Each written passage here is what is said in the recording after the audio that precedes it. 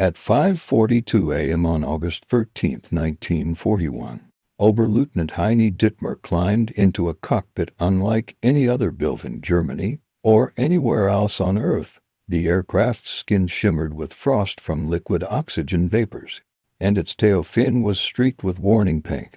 On the hangar door, someone had chalked a phrase half in jest, half in fear: "Don't smoke within 50 meters." The plane was the Messerschmitt Me-163AV-1, powered not by piston or turbine, but by a volatile rocket engine that burned hydrazine hydrate and hydrogen peroxide, fuel so unstable that one drop on bare skin could dissolve flesh. It was the fastest aircraft the world had ever seen, and it was trying to kill the man who flew it. The dream had begun years earlier with one man, Alexander Lippisch, a glider designer obsessed with tailless flight. Lippisch believed the future of aviation lay not in propellers, but in pure thrust, the raw power of chemical reaction. His early designs, the Delta IV and DFS 194, had already achieved remarkable glide speeds. But in 1939, when he joined Messerschmitt, his work fused with another equally dangerous genius, Dr. Helmuth Walter, creator of the HWK 109-509 rocket motor. Walter's concept was simple, brutal, and revolutionary. Instead of burning fuel with oxygen from the air, his engine carried its own oxidizer, T-Stoff concentrated hydrogen peroxide, and fuel, C-Stoff hydrazine methanol water. Mixed together, they produced over 1,500 kilograms of thrust and a temperature of nearly 1,000. It was the first rocket-powered aircraft engine ever intended for combat. At Peenemünde, technicians wore rubber aprons and gas masks while fueling. Any spill could mean an instant chemical fire. The test stands were surrounded by ditches filled with water and sand. When a rocket engine ignited, the roar was like tearing the sky apart. Dittmer volunteered for the first flights, not because he trusted the machine, but because he wanted to see if flight could break the barrier that every pilot in history had felt pressing at the edge of their instruments: the wall of air, the invisible frontier where propellers failed and drag became death. On that August morning, he eased the throttle forward. The Walter motor ignited with a screeching hiss, shaking the airfield. A pillar of white flame erupted behind him. The Me-163 shot forward like a bullet. Within seconds, it passed 200 miles per hour, then 300, 400, faster than any piston aircraft in existence. At 6:01 a.m., instruments recorded 550 miles per hour in level flight. Dittmer's vision blurred. The control surfaces trembled under aerodynamic pressure. He throttled back, cutting power. The rocket burned out after just 3 minutes. Silence followed, broken only by the wind rushing past. The Comet, now a glider, descended smoothly. It had flown faster than anything human hands had ever built. Berlin's Ministry of Aviation hailed the test as a triumph of German science. Field Marshal Milch sent congratulations. Lippisch received orders to begin production prototypes. But among engineers at Peenemünde, celebration was muted.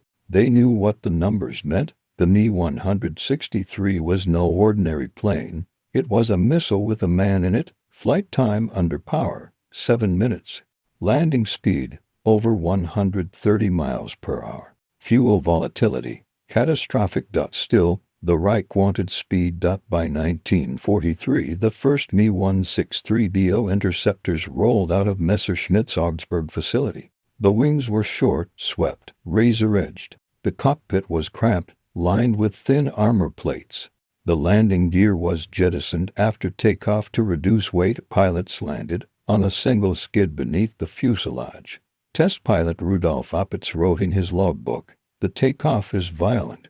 The climb rate makes you feel your blood pulled toward the earth. Once the fuel is gone, she becomes a bird, silent, deadly, fragile." But nothing about the aircraft was stable. Fuel leaks corroded metal fittings. Mechanics described it as a flying bomb with wings. Each pre-flight check took 6 hours. Ground crews worked behind sandbags, hoses at the ready. terrified of what might happen if T-Stoff touched C-Stoff. When it did, the result was instant vaporization. At Brandes Airfield near Leipzig, the Erprobungskommando 16, the test detachment for rocket fighters, prepared for the first operational readiness trials. The Allies were bombing Germany day and night, and the Luftwaffe was desperate. The Me-163 promised the impossible, an interceptor that could climb from runway to 30,000 feet in under 3 minutes, strike a bomber formation, and glide home before the enemy could react. On paper, it was perfection. In reality, it was suicide at 600 miles per hour. Each takeoff was a spectacle. The aircraft accelerated like a shell leaving a cannon, a streak of flame across the sky. Within seconds, it was gone. Control tower observers barely managed to track it with binoculars. Pilots blacked out from G-forces. Those who didn't described a strange stillness once power cut out. The shift from roaring fire to ghostly glide. The horizon stretching endlessly beneath them. They had tasted the future, and it was already killing them. On May 22, 1943, one of the prototypes exploded on takeoff.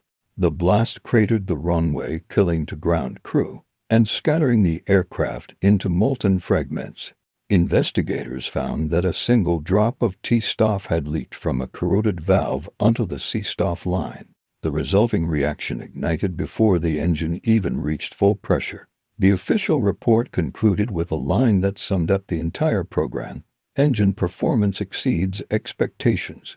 Safety remains unsatisfactory. Yet the Reich continued. Factories in Augsburg, Wiener Neustadt, and Bad Zwischenahn received orders for mass production. Allied intelligence intercepted rumors of a German rocket plane capable of 700 miles per hour. Reports were dismissed as exaggerations until British reconnaissance photographed a strange swept-wing fighter on a railway flat car near Leipzig. They gave it a codename, Comet. That winter, Hitler demanded results. He wanted the Comet in combat, no matter the cost. The Luftwaffe promised operational readiness by summer 1944. The pilots were young, many barely 20, trained for only a handful of powered flights. Their instructors told them not to think of landing, only of climbing, firing, and surviving. As one officer said, "We will win glory in 7 minutes, or nothing at all." When the first Me-163B squadron formed Jagdgeschwader 400, it had 35 aircraft and 31 pilots. On paper, each fighter was the fastest in the world. In practice, it was a dice roll between history and death. They called it Der Fliegende Tod, the Flying Death. And in July 1944, as American B-17s streamed across German skies, the world would finally see what it meant when man's reach exceeded his reason. At dawn on July 28, 1944, the airfield at Brandes shimmered in the summer heat. Rows of sleek Me-163Bs sat wingtip to wingtip, their scarlet fuselages gleaming like lacquered bullets. The smell was unmistakable, sharp, chemical, and nauseating. The scent of T-Stoff, the oxidizer that made these planes climb like rockets and explode like grenades. Crewmen in rubber suits worked in silence. They handled the two fluids like vipers. One hose filled the oxidizer tank, another the fuel. Both were color-coded, one black, one white, and under no circumstance could they meet before the pilot pressed the ignition. Everyone on the field knew what happened when they did. In a small control shack, a sign read, "Touch nothing, pray for all." Oberleutnant Siegfried Schubert, 21 years old, stood beside his Me-163 with his helmet tucked under his arm. He'd completed 5 glider flights and 2 powered takeoffs. That was enough to be considered combat ready. He lit a cigarette as the ground crew backed away. Behind him, the rocket engine coughed once, twice, then erupted into a blinding white flame. The Me-163 leapt forward, trailing vapor that ate through paint and grass alike. Schubert's climb rate exceeded 16,000 feet per minute. In 90 seconds, he was above the clouds, moving faster than any propeller aircraft could dream. The altimeter spun upward. The engine burned out at 24,000 feet. Silence, glide mode. He banked toward the west. Ahead, like a wall of silver insects, the bombers came. There were hundreds of them, B-17 flying fortresses of the Air Force. Sunlight flashing off their aluminum skin, engine noise merging into a single thunder. The Me-163 was built for one purpose: to reach them before they reached Berlin. Schubert nosed down, accelerating. Airspeed 550 miles per hour, 600. The canopy began to hum under the strain. He could see the bomber formation growing in his gun sight. At closing speed of nearly 800 miles per hour, he had just 3 seconds to fire. He squeezed the trigger. The 30mm Mk108 cannons in the wing roots spat brief flashes. Explosive shells arced into the formation. One struck the wing of a B-17. The bomber rolled over and vanished into the clouds below, trailing fire. Another broke formation. The rest scattered in panic. They had never seen an interceptor move like this. Schubert shot through them and was gone before any tail gunner could aim. It should have been a triumph. But the Comet's power was also its curse. Once the fuel burned out, it was unarmed, unpowered, and alone, a glider surrounded by enemy aircraft. Schubert's only hope was to dive, level out, and find an airstrip before the inevitable. That day he didn't make it. Observers on the ground saw his Me-163 approach Brandes too steep. The landing skid extended. The aircraft hit hard, bounced, and burst into a cloud of steam and flame. The fuel tanks ruptured, releasing T-stuff across the fuselage. It reacted instantly with every trace of organic matter, including the pilot. There was nothing left to recover. The crash investigation listed the cause simply as landing impact, fuel contamination. Everyone at Brandes knew what it meant, despite the losses. The Luftwaffe doubled down. The propaganda ministry released staged photographs of comets climbing through the clouds, captioned "the weapon that will change the war." In reality, every flight was a gamble. Of the first 12 operational sorties, 3 ended in explosions. Mechanics wore full-body suits that melted in the sun. Pilots learned to climb into their cockpits barefoot, boots wrists sparking on the floor. One drop of spilled T-stuff on skin caused instant burns. 2 drops meeting meant death. The phrase "the devil's fuel" spread through the squadron like a curse. In late August, test pilot Lieutenant Franz Riedel recorded the fastest climb in history, from takeoff to 30,000 feet in 2 minutes and 21 seconds. He also recorded the most terrifying descent. The engine flamed out early, flooding the intake with unreacted peroxide. The cockpit filled with vapor. Riedel's canopy exploded outward. He bailed out at 400 miles per hour, his parachute igniting from residual fuel vapor. Ground crews found what remained hours later. His flight suit fused into glass. His wingman wrote in the logbook, "Speed is not our ally. It only gives us less time to die." By autumn, the Luftwaffe's desperation had reached its breaking point. Allied bombers, now escorted by long-range P-51 Mustangs, made interception even harder. The Me-163's 7-minute burn gave no room for error. Pilots had to climb, attack, and glide home through swarms of enemy fighters. The return trip was slaughter. On September 11th, 6 Comets took off from Brandes to intercept the formation over Merseburg. Only 2 returned. One was destroyed mid-air when its own cannon shells detonated from aerodynamic stress. Another glider crashed in a forest and exploded. The mission report stated flatly, "Hills, 1 probable. Losses, for aircraft. Cause, material failure, fuel detonation." Human error. Even the engineers began to question the purpose. Dr. Lippisch himself, once the prophet of tailless flight, wrote privately to a colleague in Vienna, "We have given the soldier wings without mercy.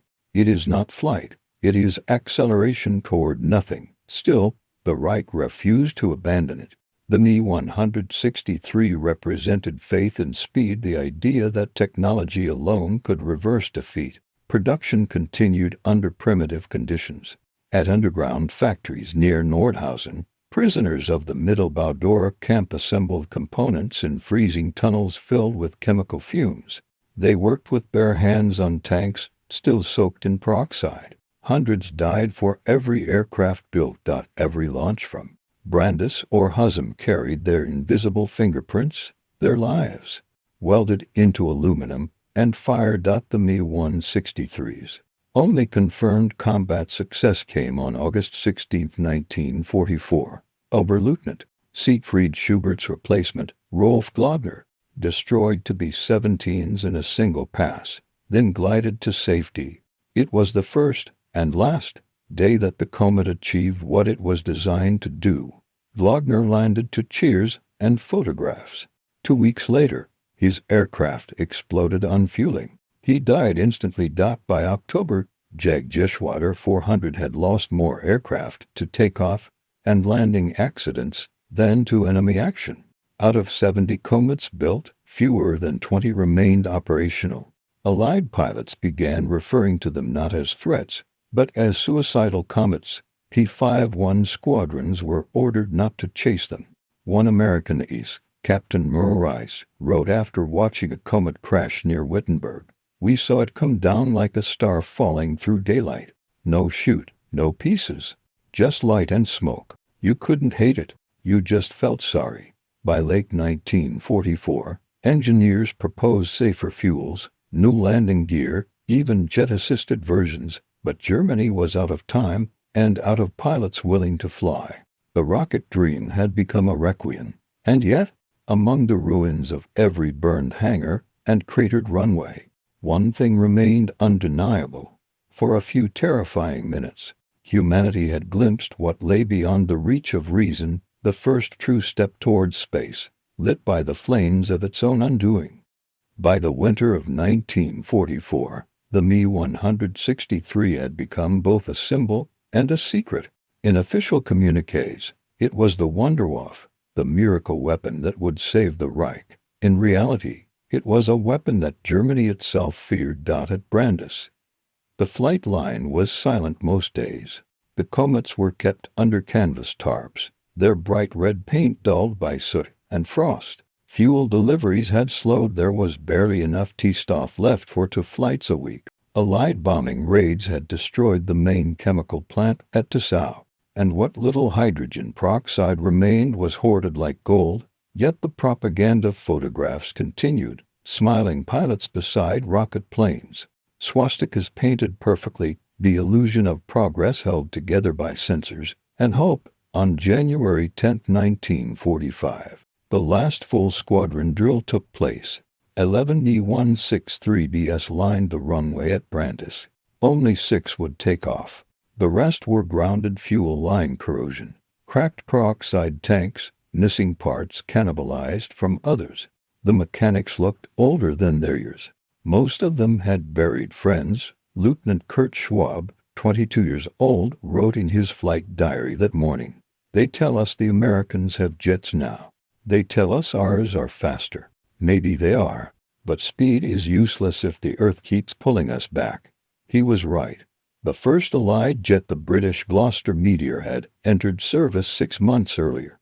Though never facing the Mi-163 directly, the mere knowledge of it shattered the myth of German supremacy in the air. The Reich's rocket fighter was no longer a glimpse of the future. It was a desperate echo of a war already lost. Still, the Comets launched. They climbed into frozen air, tracing white scars across the sky. That day, Schwab reached 32,000 feet into minutes and sighted a formation of B-24 Liberators approaching Leipzig. He dove. The closing speed was impossible to comprehend. Over 850 miles per hour combined.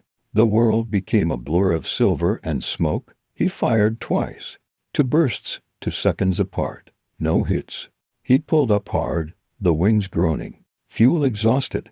Silenced. Below him, tracer lines reached upward like grasping fingers.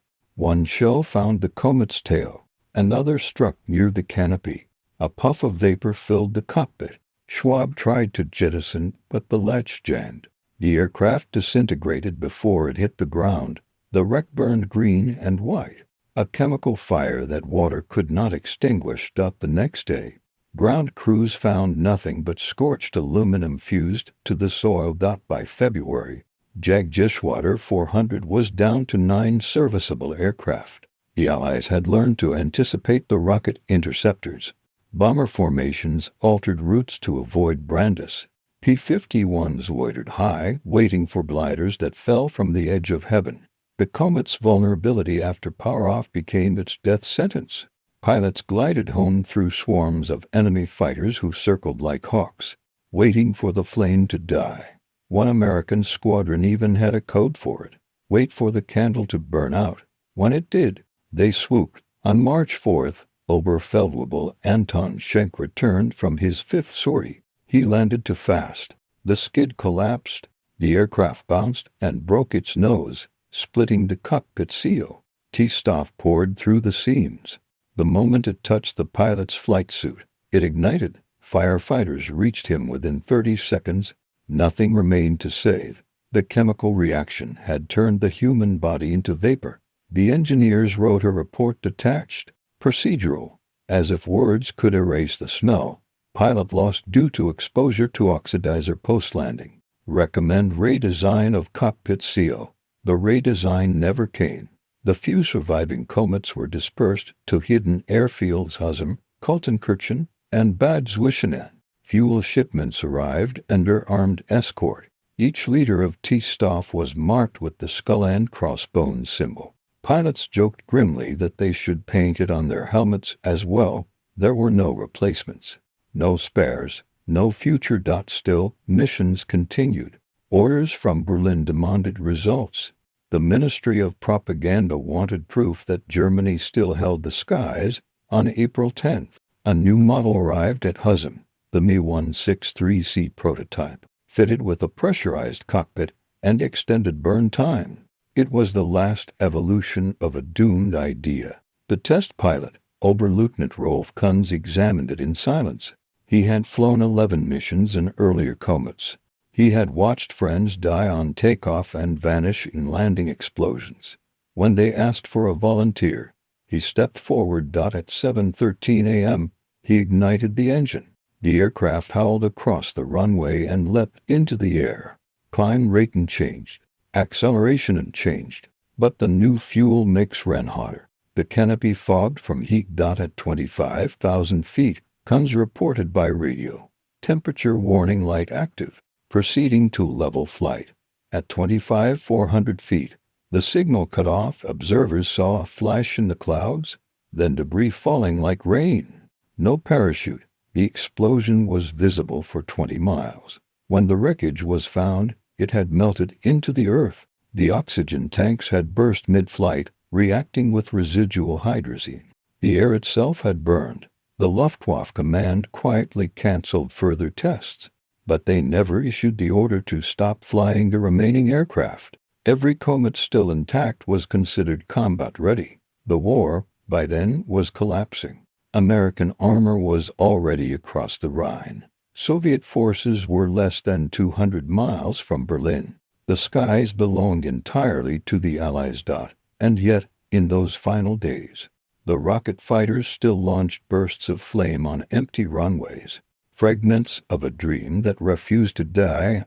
On April 19, 1945, two Comets from Husum intercepted a formation of B-17s near Hamburg. One was flown by Lieutenant Fritz Kelb, 23 years old. He destroyed a single bomber before running out of fuel. As he glided home, a pair of P-51s spotted the unpowered aircraft. Kelb tried to evade, descending into cloud. He re-emerged over farmland and crash-landed in a wheat field. The Mustang pilots circled once, saw no movement, and left. Local villagers found him hours later, alive, burned beyond recognition. But alive. When questioned after the war, he said only, "We flew faster than life, but not far enough to escape it." Within 2 weeks, Germany surrendered. Of the 370 Mi-163s built, fewer than 60 ever flew in combat. They destroyed 16 Allied bombers. They killed at least 141 of their own pilots. And still, Decades later, engineers studying the wreckage found inspiration in the madness. The comet's swept-wing design influenced the first generation of post-war jets. Its rocket engine became the ancestor of the systems that would launch the first satellites. What had begun as a weapon of despair became the seed of something greater, proof that even in ruin, human ambition cannot stop reaching upward, even if it burns itself in the attempt. The war was over, but the silence it left behind at Brandes and Husum was stranger than any battle.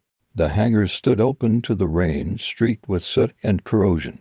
Tools still lay on benches. Fuel drums rusted where they had been left. On some, the black warning symbols had faded, replaced by moss and time. The once secret airfields were now graveyards of innovation. Wings broken, canopies shattered, fuselages split open like burned shells. When Allied troops arrived, they expected to find ordinary fighters. Instead, they found ghosts of the future, aircraft with no propellers, engines that looked like chemical reactors, and a snow that made their eyes burn. An American officer from the 9th Air Force wrote in his notebook, "We walked among them as if we had found wrecks from another planet." The smell of peroxide still hung in the air. Some of the hangars were burned black from the inside. You could feel that men had died here in silence. The Mi-163 comets were gathered up, tagged, and shipped to England and America for study. British engineers at Farnborough dissected the first one with disbelief. The welds were rough, the cockpit primitive, but the speed numbers were real. When they fired the Walter engine on a test stand, the flame roared brighter than a furnace, and the ground vibrated underfoot. The Americans tested theirs at Wright Field, Ohio. They called it the rocket coffin. The engineers refused to fly it with live fuel. One demonstration attempt ended with an explosion that blew a hole through a concrete wall. They stopped after that.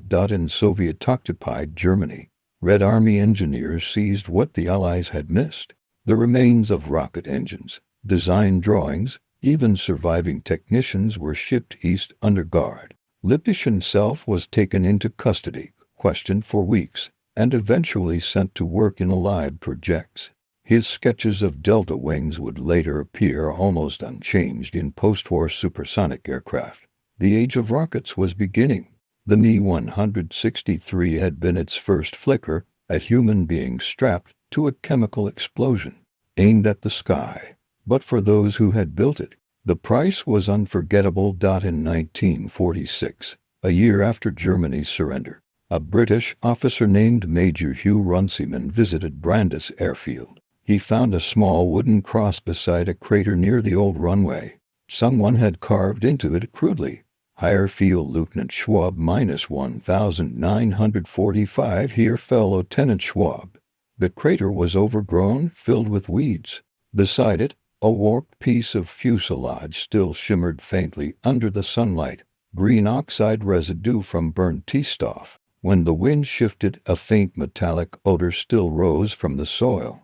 Runciman noted in his report, "The ground still burns, not with fire, but with memory." After the war, Western journalists wrote about the comet as if it had been fantasy, a suicide plane, a mad Nazi invention. But among engineers, it became legend. The Mi-163 proved that powered flight could reach beyond 600 miles per hour, that airframes could withstand speeds that once seemed impossible. Every supersonic aircraft, from the Bell X-1 to the MiG-21, owed something to the comet's suffering. Still, those who survived never called it success. Rudolf Opitz, one of the few test pilots to outlive the war, refused to celebrate his part. In a 1952 interview, he said quietly, "We were not heroes. We were proof that knowledge can outpace wisdom. We climbed faster than we could think, and by the time we learned how to fly, the sky was already full of ghosts." The Allied engineers who studied the comets found notes scribbled in flight logs, written by pilots who knew they might not return. One read, "If it works, it changes the world. If it fails, the world will forget us." Another, found in a singed notebook near Husum, said simply, "When the engine starts, There is no fear, only light. Those words became their epitaph. By the 1950s, replicas of the Mi-163 appeared in museums, at the Smithsonian, at RAF Cosford, at Gatto in Berlin. Children stared at its strange shape, at the swept wings and sharp nose. To them, it looked like a toy from the future. Few realized that it had been a machine that consumed its pilots alive. Curators rarely displayed the fuel lines. They did not explain what T-Stoff and C-Stoff did when they met. The plaques spoke of innovation and progress, but not of the men who dissolved into smoke inside their cockpits. Impediment. Decades later, an elderly woman who had once worked as a chemical technician was interviewed for a documentary. She remembered the nights when the hangars burned blue and white. It smelled like acid and fear, she said. They told us not to breathe when the engines ran. We built them for the Reich, but I think we were building for something else. We were building a warning. History remembers the Mi-163 as a failure, a machine too dangerous to survive, too fast for its own time. But every generation that followed learned from it. The comet taught the world what happens when human ambition meets the limits of flesh. In the vacuum between victory and annihilation, it proved a brutal truth. Speed is not progress. It is merely the distance between courage and consequence. In the spring of 1969, when Neil Armstrong stepped onto the moon, a journalist asked him about the pioneers of flight that had led there. He listed the Wright brothers, Lindbergh, Goddard. Then, after a pause, he added, and all the men who learned that flight can be faster than survival. He never said their names, but perhaps he meant them, the boys who rode rockets into the clouds over Germany, who saw the Earth vanish in 7 minutes, who burned for an empire that was already ash. If you visit the museum at Gatto today, the Mi-163 sits behind a thin rope barrier. The paint has faded to dull red, the canopy clouded with age. The placard reads, Messerschmitt Mi-163B Comet, Rocket Interceptor, 1944-45, the first and only operational rocket-powered fighter in history. What the plaque does not say is that every scratch on its fuselage, every rivet and seam, was paid for with blood. It does not say that for every bomber downed, 9 of its own pilots died. It does not say that the dream of flight was never the same afterward, because after the comet, flight was no longer about lifting man into the sky. It was about seeing how close he could come to the fire and live long enough to tell the story. If this story moved you, remember the lesson it carries. Technology may rise from the ashes of failure, but it is the failure that teaches us why it matters. Every jet, every rocket, every spacecraft born after 1945 carries a fragment of the comet's DNA, a reminder that the road to the stars began not with triumph, but with burning wings.